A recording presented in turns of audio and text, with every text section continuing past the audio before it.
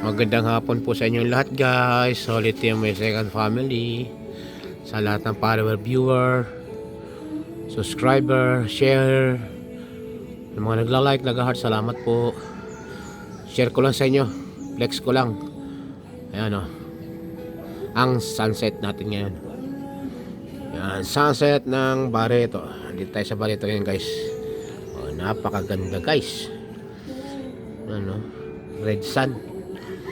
Ano sabi ng tatay ko, pag ganyan daw, yun nga, may digmaan nga naman po, diba? May gera sa Middle East, sa Ukraine, kung saan saan.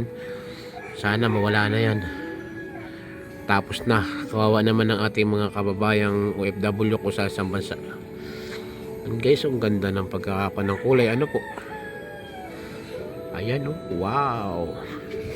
Maganda sa tabing dagat guys, kung nasa Pundaki tayo.